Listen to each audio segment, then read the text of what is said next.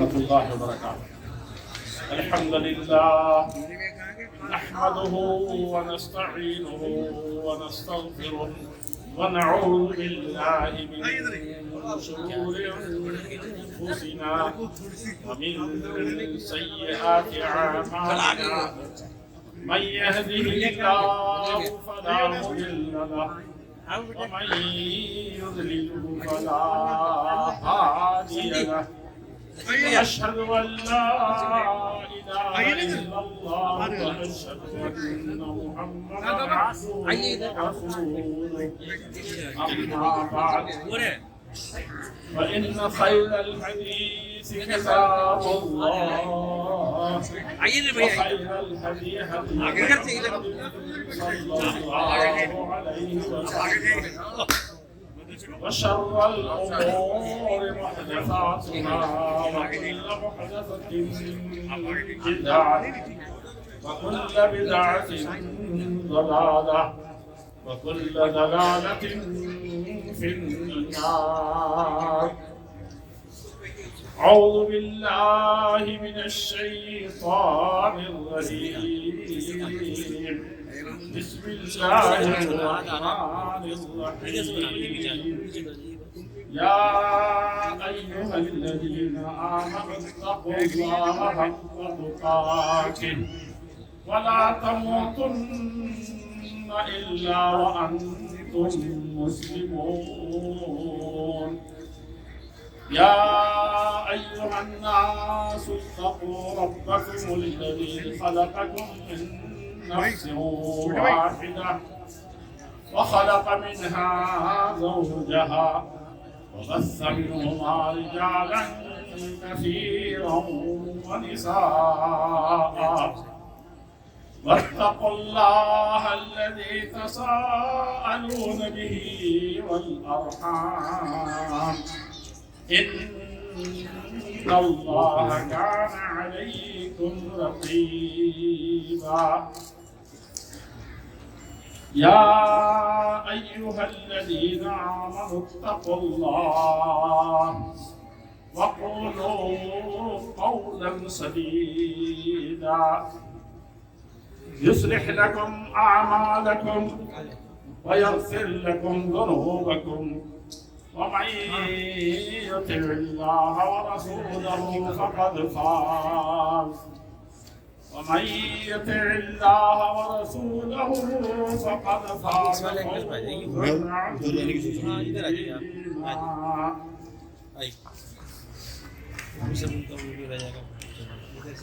یہ وہ تقریر ہے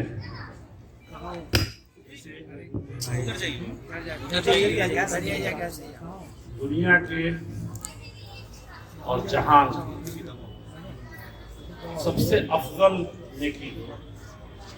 جو تقریر ابھی ہوئی ہے، خطبہ جو پڑھا گیا ہے، یہ خطبہ، یہ تقریر سب سے افضل کی تقریر ہے.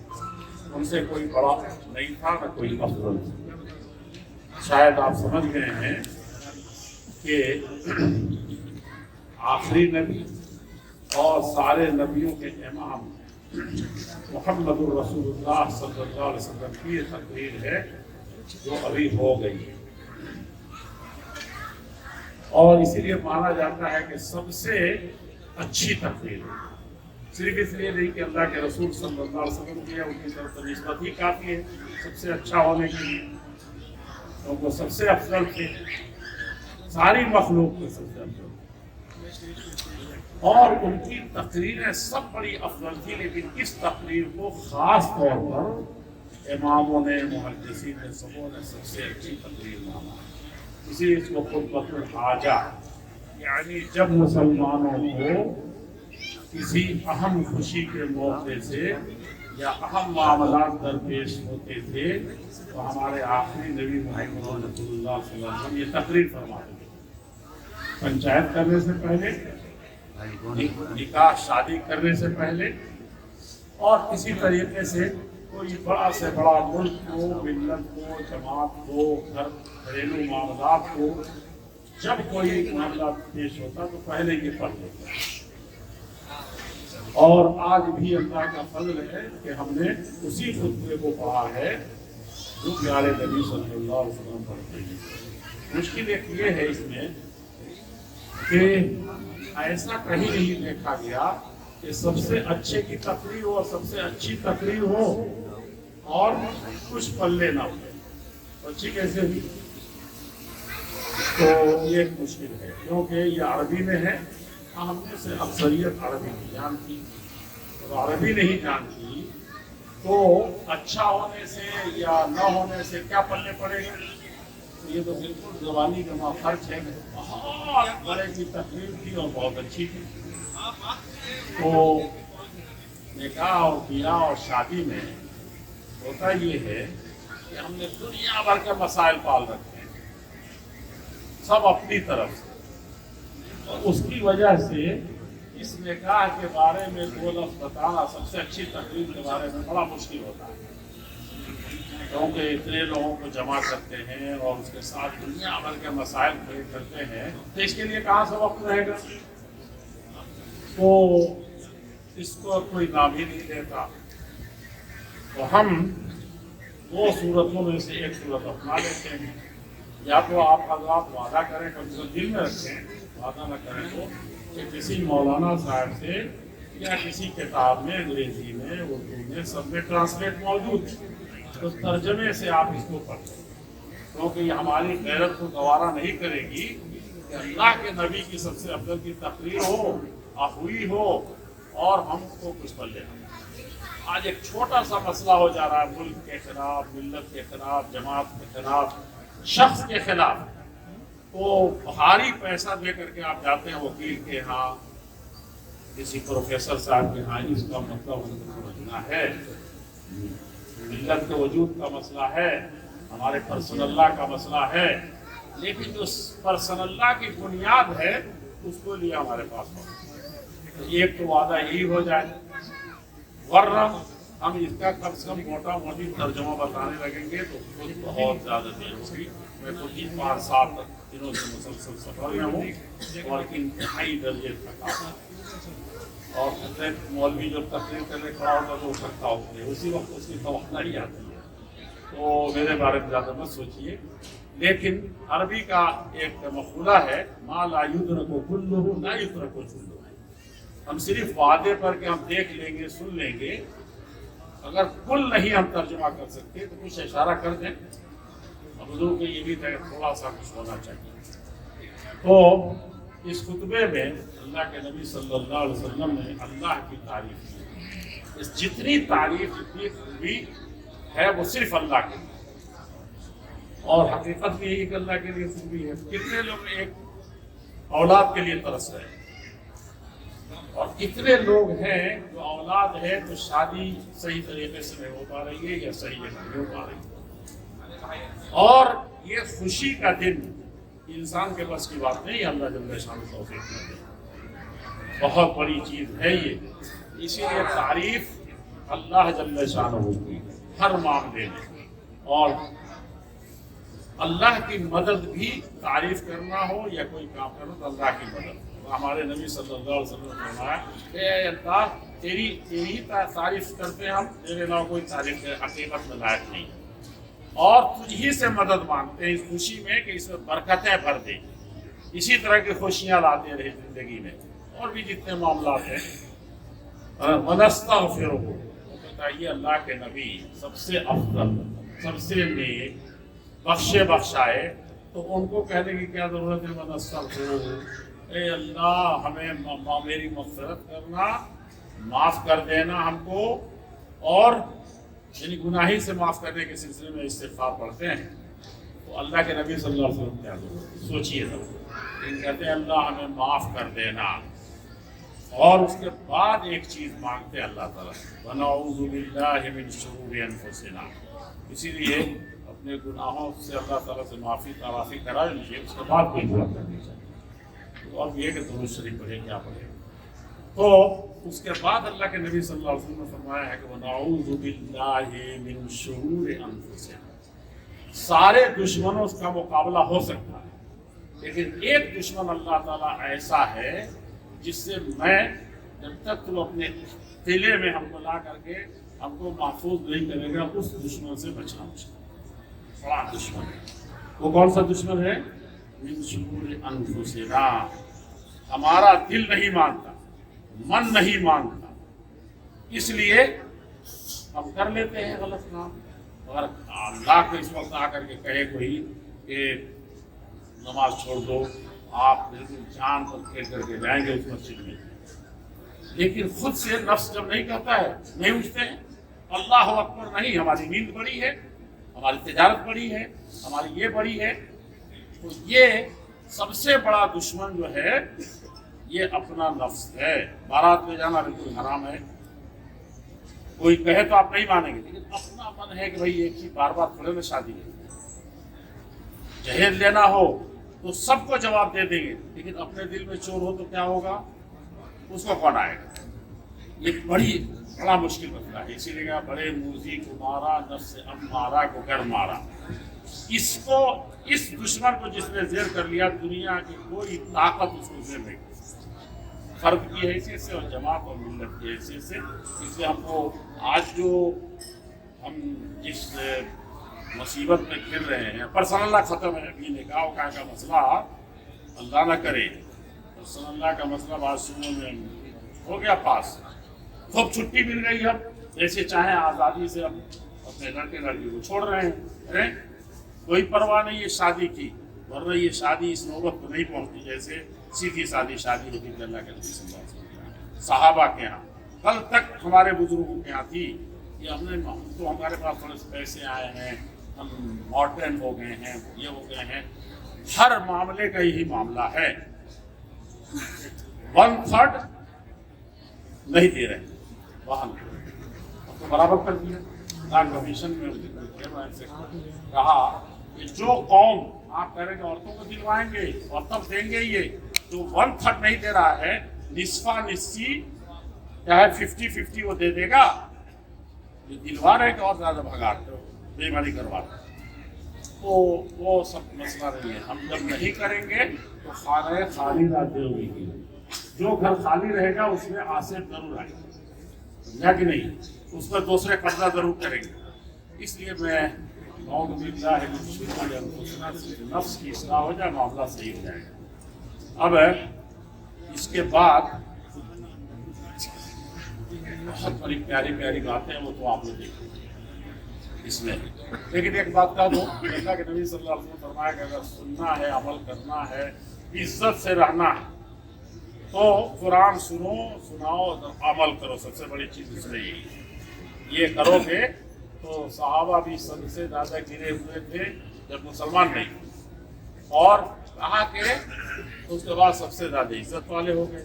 और सहाबा का एक नारा था, वो क्या था कि इतना सही हदीस है अल्लाह के नबी सल्लल्लाहु अलैहि वसल्लम कि इन्नल्लाह यरफ़उ बिही अक़वाम, नबी ने इस खुतबे में कहा कि सबसे अच्छी किताब सुनने की, सुनाने की, सबसे अच्छा डायलॉग सुनने की एक कुरान है। तो कहा कि इसके ज़रिए से बुलंद करता है कौमों को, और इसी के से जो छोड़ती है तो सबसे ज़्यादा कोई ठिकाना उसका नहीं, तो कटी हुई पतंग से ज़्यादा उबाश नोच देते हैं बच्चे उसको, ये उसकी हालत यहाँ इसको ख़त्म। 3 आयतें पढ़ी गई हैं अल्लाह के नबी सल्लल्लाहु अलैहि वसल्लम पढ़ते थे, उसमें पहले में मुसलमानों से नाम लेकर है, या अल्लाह से डरो और देखो, मरो नहीं, मगर ऐसी हालत में मरो कि तक़वा, अल्लाह से डर रहे हो, दीन पर चल रहे हो, इंसानियत का हक़ अदा कर रहे हो। ये शादी ब्याह के मतलब बड़ा नाजुक रिश्ता है ये, तो इस रिश्ते को निभाओ खास तौर पर। तो ये मुसलमानों से खिताब है। अच्छा, कई लोग सजदे में मरते हैं, तो कहा कि मरो नहीं, तो निकाह में, आप शादी में, गमी में, हर चीज़ में अगर दीन पर नहीं चल रहे होंगे तो मौत तो घंटी बजा के आएगा नहीं, जल्दी सजदा में गिरिए, अब मैं आ रहे। तो कहा कि मौत आए नहीं किसी आदमी की, मगर ये कि वो बिल्कुल सरेंडर किए अल्लाह ताला के सामने, गर्दन, मेहनत, बर्दाश्त पूरे तो अल्लाह ताला के सामने। तो इसलिए ये दूसरी आयत में, या अय्युहन्नास, ऐ दुनिया के सारे लोग जो बखेड़े बना रखे हो, मसलकी लड़ाई अंदरूनी है, और दुनिया के बड़े झगड़े धर्मों के नाम पर, वर्गों के नाम पर, जिग्राफिया के नाम पर, नस्ल के नाम पर, ये तुमको सबसे ज़्यादा बढ़ा।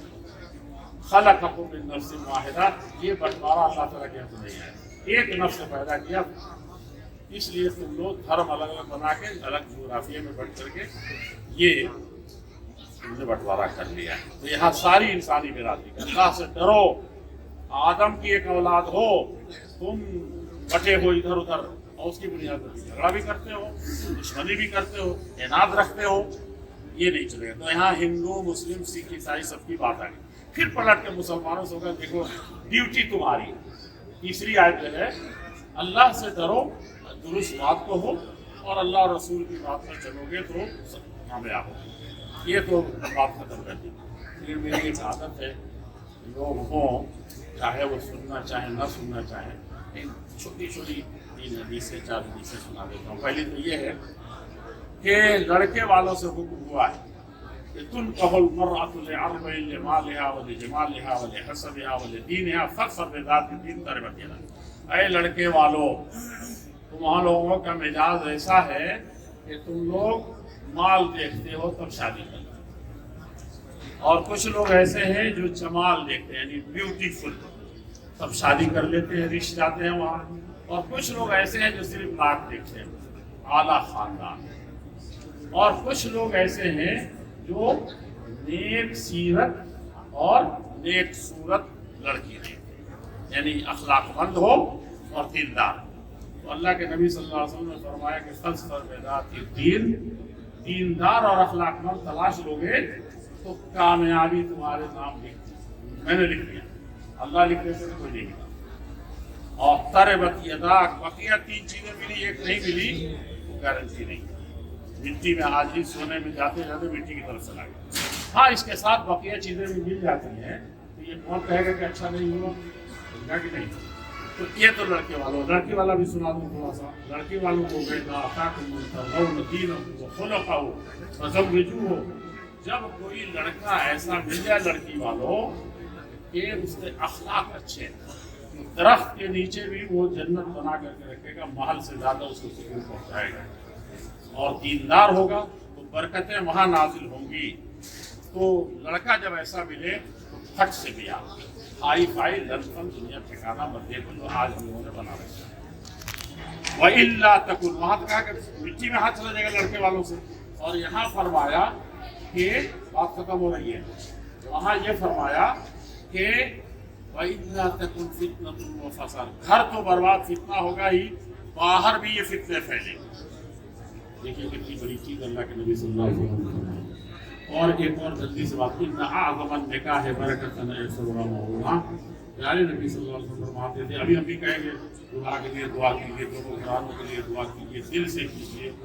اللہ کے نبی فرمولہ بتاتے ہیں کہ سب سے برکت والی شادی، سب سے برکت والا بیاہ، ہائی فائی بیاہ کون ہے؟